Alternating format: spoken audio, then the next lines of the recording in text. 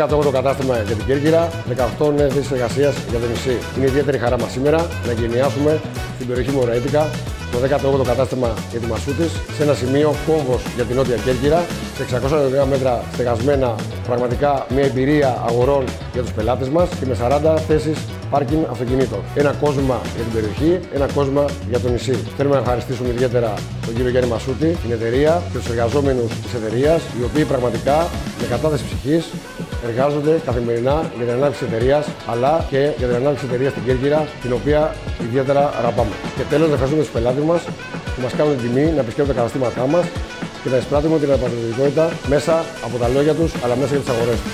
Ευχαριστούμε πολύ.